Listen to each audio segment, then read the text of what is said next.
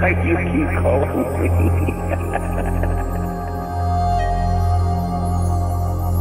Are you normal?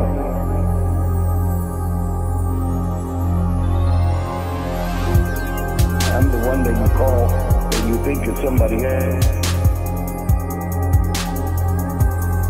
I'm the one that you call when you think of somebody else.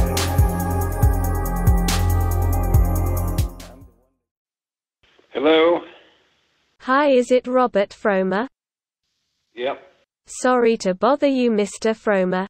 I am calling you from Sweden, and I am also a prank call victim just as you are, and Fred Herbert. I found you on the internet. Is it possible to talk 2 minutes with you? Yeah, what kind of a victim did you say you were?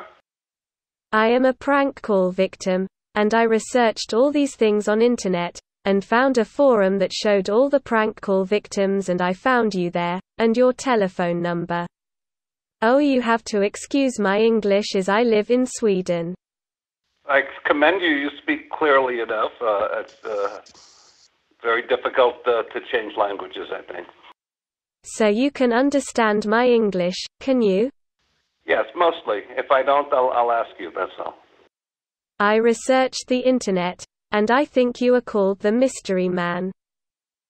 I've had some prank calls, but I don't know what... I don't do very much work on the internet. I live in the capital of Sweden, Stockholm, have a huge house here. I started to get some strange phone calls, and I started to investigate. I found calls that were made to me. And I am called the Swedish Gentleman. I just want to ask you, how long has this been going on with you? It has just started with me.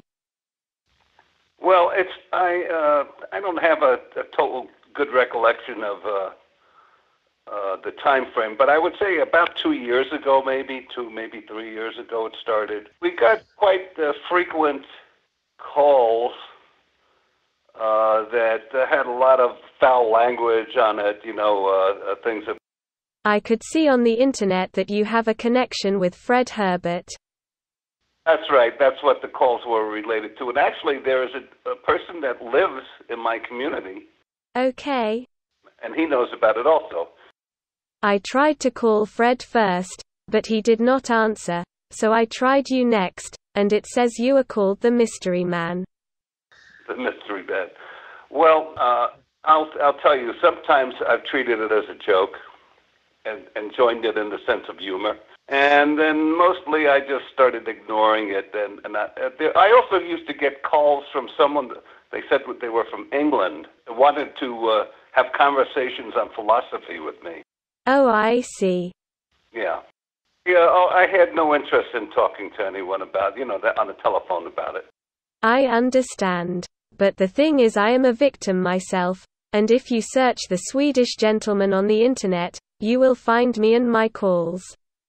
There are several calls to me the last weeks. Uh-huh.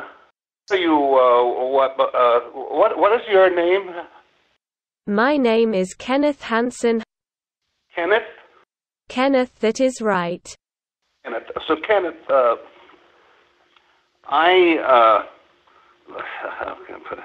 I believe the internet is fascinating, and all of the social media are interesting, but I try to have very little to do with it. I prefer my privacy. So you don't use internet at all? No, very little. And I watch YouTube, I listen to lectures, but I very rarely use the internet for emails, etc. And I also, I don't even have a cell phone. I don't want to be so connected to the machinery, I want to have more of a human life. I think in a funny way, it's like machines are taking over mankind, or to their devices. People pay money for information. Do you have any idea of who these people are? Hello? Hello, can you hear me? Yeah. Have you got any idea who these people are? Or who is calling you? I think it's like entertainment to them. 2 days ago I got some new calls to me again, and I could hear my own voice. Like a recording of my own voice. They have that capability of doing that too. That's right. So if you talk a lot on it, they can repeat that, not only back to you, but to other people.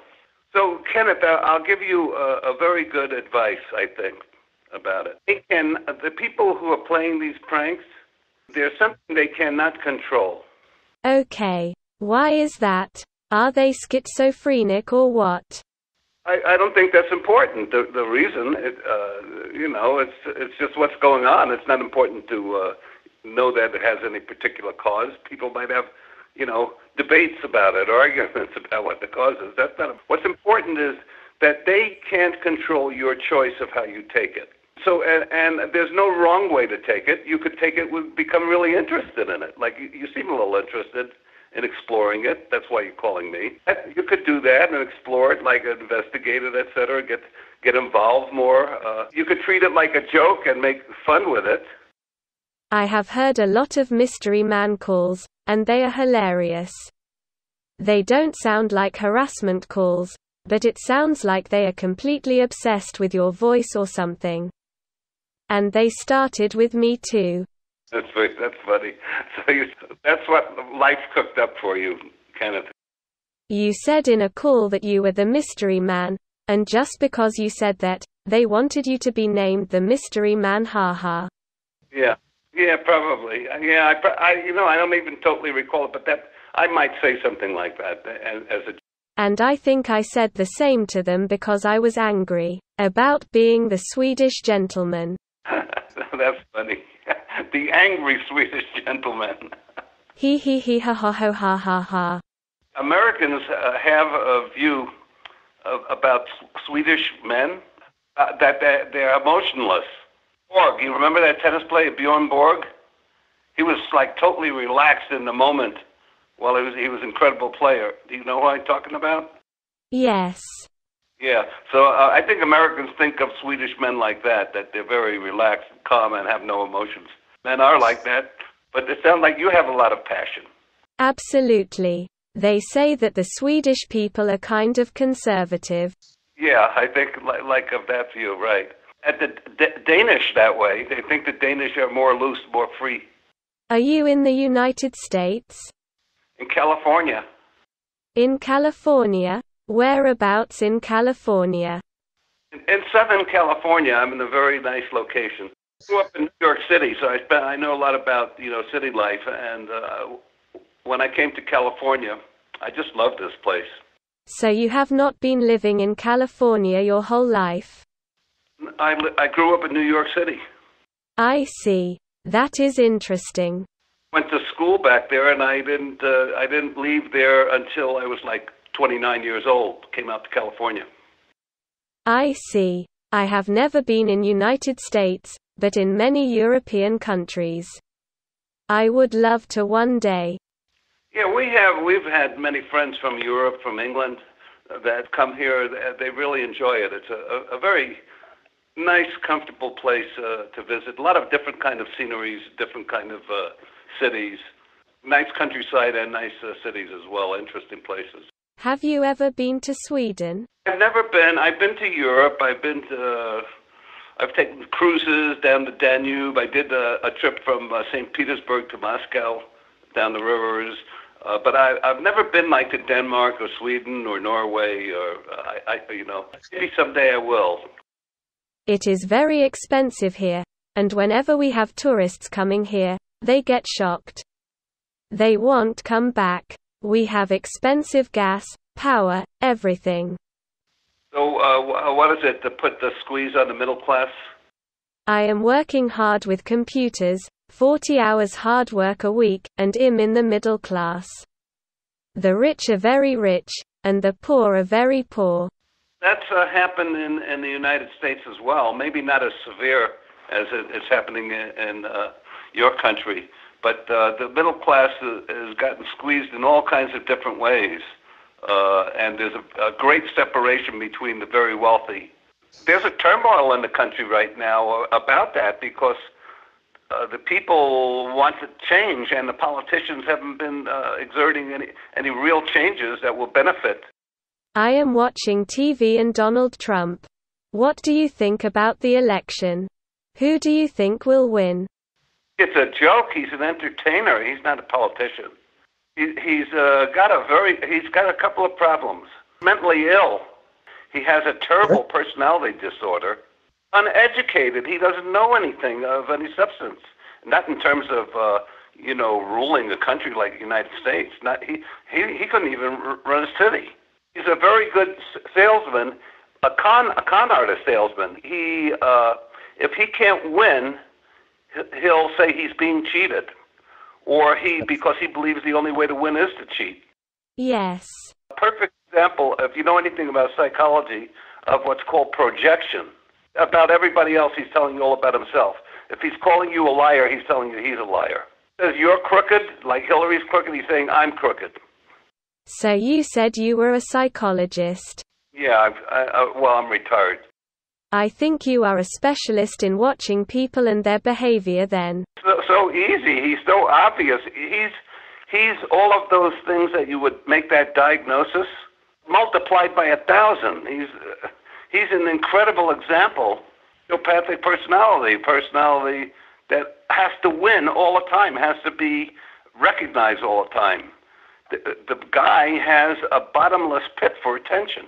My wife and I are probably going to move to New Zealand if he wins. Ha ha, maybe Clinton will win then. It looks like that, but strange things can happen. It's been a joke. It's been like a circus. And you know what? It's very divisive. I play tennis, and I have friends that I play tennis with, some very intelligent, well-educated people that are all for Trump because they think Hillary Clinton's a crook. And they overlook all of his craziness. Clinton has lied too. Yeah, she's done some borderline things, but I don't think she's really crooked. I think it's way exaggerated. All her life, she's been attacked. He was being attacked and she was being attacked, and had to put up with all that. She's become very self-protective, the problem she has. She's not transparent. So they had a lot of scandals, and she got attacked a lot. And, she stood by him. She didn't divorce him. I think that caused her to become very self-protective, guarded. People don't trust her. Could I just ask you about as a victim myself? That is the reason I am calling you. Hold on, Kenneth. I don't like that word. You're not a victim. A victim is someone that can't do anything about it, and that's being tortured. That's a victim. You're not really being tortured. I mean, I could understand a little bit, you'd be annoyed by it, but you can do a lot about it. What can I do then? I thought about calling the police, but they will not do anything.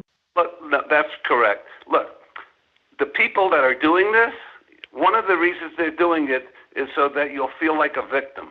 Aha. Why give them what they need, what they want? They don't ask about money. They don't scam. No, it's not like that.